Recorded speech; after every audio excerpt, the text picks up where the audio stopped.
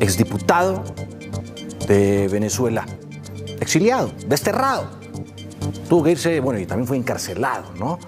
Por cuestionar y pensar políticamente distinto a Nicolás Maduro en Venezuela. Estamos hablando de Antonio Ledezma, quien nos concedió este diálogo precisamente sobre lo que estaba pasando en el vecino país. ¿Cuál es su análisis sobre este reciente proceso electoral en Venezuela y las acusaciones que han surgido de fraude electoral? Es que lo que está cometiendo Maduro es un golpe contra la soberanía popular, es un golpe seco, es una barbaridad. Y él se apoya en un fraude gigantesco que es además repugnante. Yo quiero decirles, por ejemplo, que Edmundo González Urrutia es el presidente electo porque ganó en todos los estados. En las 24 entidades de Venezuela ganó Edmundo González. En los 335 municipios ganó Edmundo González. En todas las parroquias que existen en Venezuela ganó Edmundo González. ¿Hay pruebas de eso? ¿Ustedes tienen las actas? ¿Cuándo las van a revelar? María Corina va a dar una rueda de prensa por este zarpazo que de manera grotesca ha dado Maduro a la soberanía popular, plantándose como presidente electo. Ya fue proclamado como presidente electo sin ningún tipo de actas que justifiquen que él sacó los votos, porque los votos mayoritariamente los obtuvo Edmundo González. ¿Qué puede pasar, señor Ledezma, si finalmente se da crédito y veracidad al descubrimiento de las actas electorales en Venezuela? Bueno, un golpe de Estado porque se está desconociendo la soberanía popular y esto daría lugar a un estado de crispación que nadie desea para Venezuela. Nosotros queremos una sociedad pacífica, por eso hemos transitado contra viento y mareo a pesar de todas las provocaciones, de todos los obstáculos por la ruta electoral, y lo seguiremos haciendo para demostrarle a los venezolanos y al mundo quién tiene la razón y quién de verdad tiene el propósito de sacar a Venezuela adelante. ¿Cuál sería la salida a la situación hoy por hoy, desde su punto de vista? Que se acepte la verdad. Nosotros pedimos simplemente que se acepte la verdad, y la verdad está en las actas. Esa verdad que indica que Edmundo González Urrutia dobló en votos a Nicolás Maduro. ¿Qué rol juega en todo esto la posición de los militares? Los militares deberían ser garantes de la paz de Venezuela. Así está establecido en la Constitución Nacional, muy específicamente en el artículo 328, que indica que la Fuerza Armada Nacional no puede estar al servicio de ninguna parcialidad política. ¿No es un poco iluso pretender pensar que Maduro deje el poder si acaba de demostrar que es lo que menos le interesa? Nosotros no estamos simplemente limitándonos a tener ilusiones, estamos luchando. Tanto que muchos estamos en el destierro y hemos padecido cárcel. Y muchos han regado su sangre en el territorio venezolano. Muchos estudiantes, muchos empresarios, gente de valía, militares que están actualmente encarcelados, torturados, otros murieron. Así que no se trata de poetizar la lucha, sino de dar la cara y asumir los riesgos. Volviendo a la tensa situación en Venezuela, hablemos de los fraudes electorales. ¿Ha pasado en Colombia? ¿En qué otros lugares o países ha ocurrido algo parecido?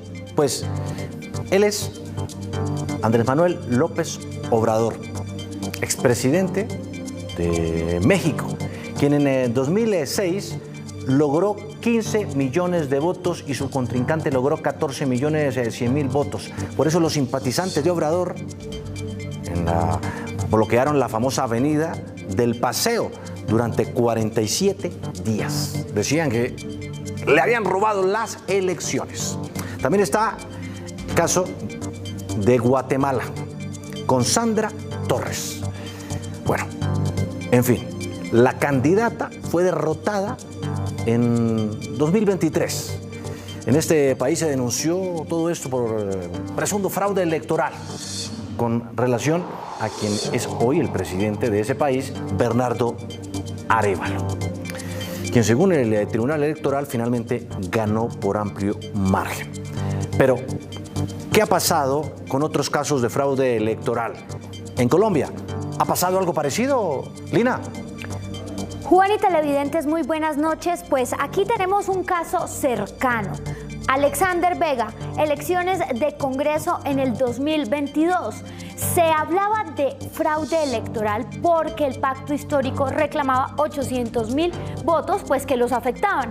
Pues se revisó la información de actas de escrutinio, lo que están pidiendo pues precisamente en Venezuela, mesa por mesa, y efectivamente se pudo corregir el error que había frente a esos votos. Pues hablamos con la misión de observación electoral, con Alejandra Barrios, aquí en Colombia, y analizamos cómo está la región, qué casos de presunto fraude electoral se han encontrado. Ella dice que hay debilidad en la democracia en América Latina e incluso Estados Unidos. Vamos a revisar caso a caso, pero primero, ojo porque fraude es alterar, cambiar intencionalmente los resultados electorales con el objetivo de beneficiar a un partido político o candidato.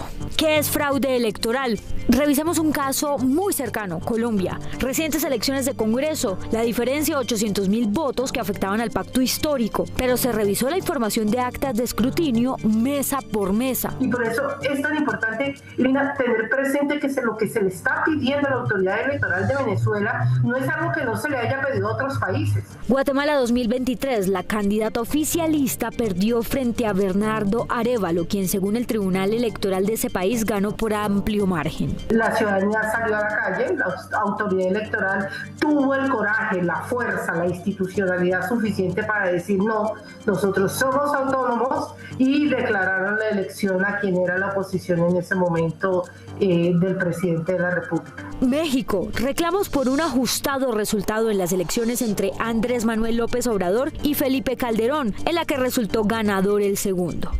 2 de julio del 2006. Y fue tantas las protestas que se hicieron, estuvieron 42 días protestando todas las personas simpatizantes de la campaña de López Obrador en la Reforma, que es una de las vías más importantes de México. En el Paseo de la Reforma es como si aquí se tuviera tomada, no sé, la carrera séptima. Que eso tuvo que llevar a una reforma de fondo del sistema electoral mexicano. Pero el tema se solventó y hubo reconteo de algunas de las actas. Bolivia 2019, ¿qué pasó allá? Bolivia va a elecciones para elegir presidente y vicepresidente del Estado plurinacional, y se tienen cuestionamientos de algunas organizaciones y sectores en los que se señala que el presidente Evo Morales había cometido fraude electoral.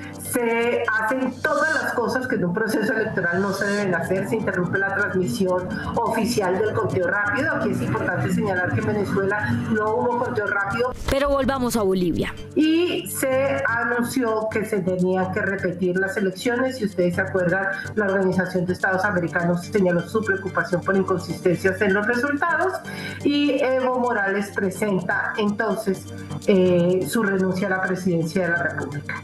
Un caso histórico para los colombianos. 19 de abril de 1970. ¿Uno puede hablar de fraude ahí?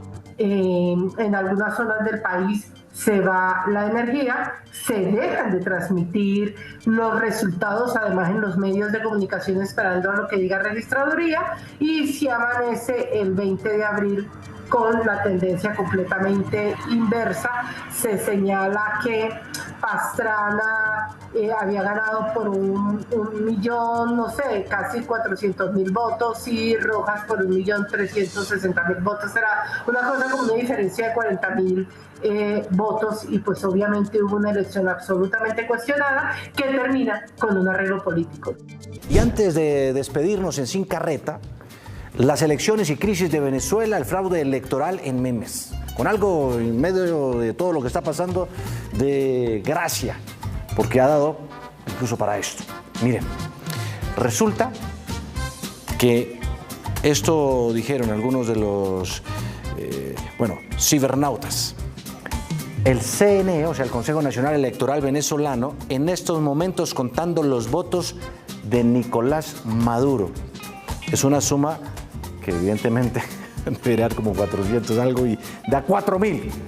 A buen entendedor, pocas palabras. O este es otro de esos memes que dice: Nicolás Maduro escondiendo las ganas de hacer fraude en las elecciones de Venezuela. Y sale un muchacho detrás de un poste donde, bueno, a todas luces no logra esconderse. Y también hay momentos memorables, como por ejemplo uno que fue muy aplaudido en un puesto de votación de una mujer que pese a su avanzada edad, como fue posible incluso caminar, llegó a votar.